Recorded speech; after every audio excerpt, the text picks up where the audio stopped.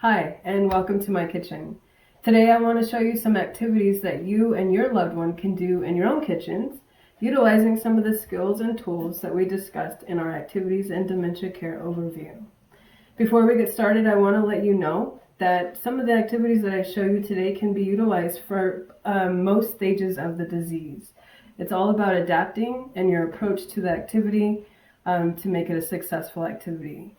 Also, we want to make sure that we're keeping our loved ones engaged. That's the purpose of our activities, is engagement, and also giving them that sense of value, sense of worth, and sense of purpose.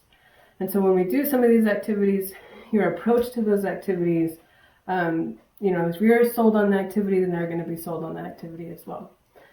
Let's start with some of the leisure activities. Baking for me is a leisurely activity. And so I have a couple of cookbooks here.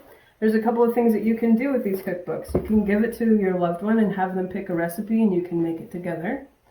If they're not able to do that whole process, the step-by-step process of the recipe, then they can read the recipe to you.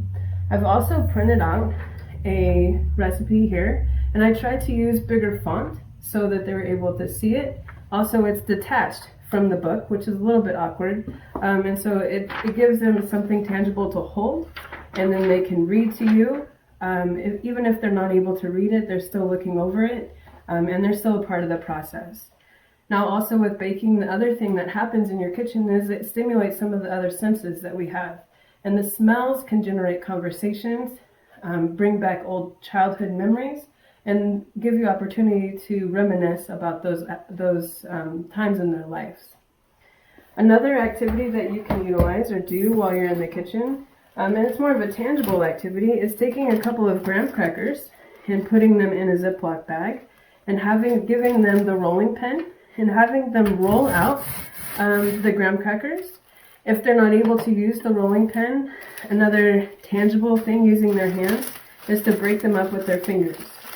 Kind of therapeutic, but it also has a purpose. You can let them know that you may be making a pie crust out of these, and goes back to baking using the recipe. Another activity that you can do in your kitchen is clipping coupons.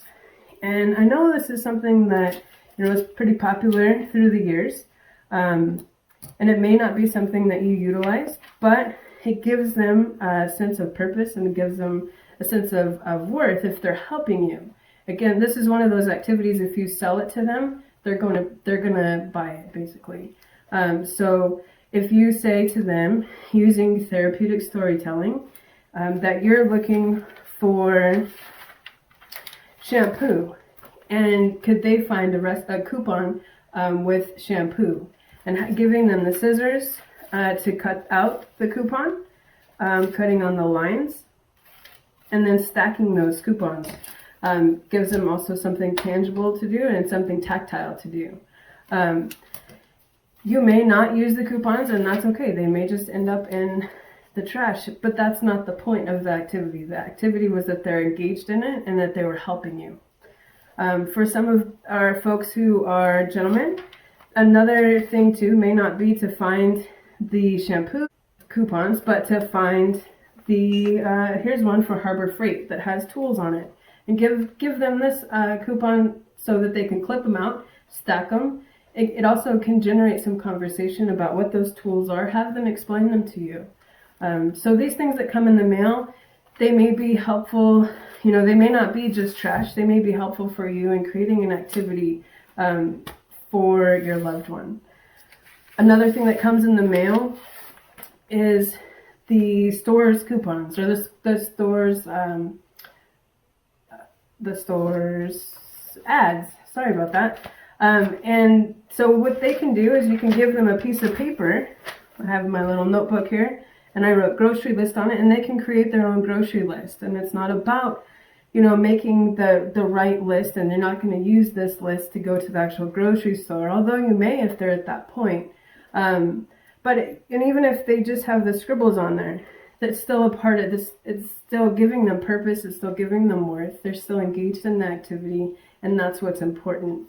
Your outcome of the activity needs to be realistic, and them You know what they're able to do and what they're not able to do and where they're at.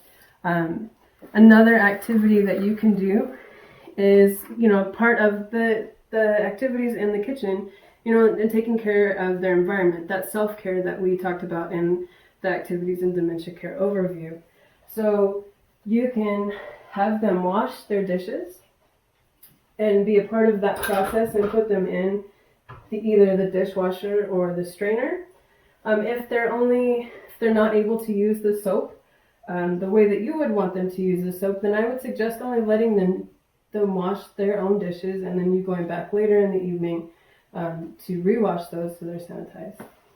And the last part of this is also to have them help play a role in meal prep, another part of that self-care activity. So you can, if it's appropriate, having them cut the tomatoes for your spaghetti sauce later in the evening. Or if you're at lunch and you're going to have a sandwich, having them put the mayonnaise on their sandwich.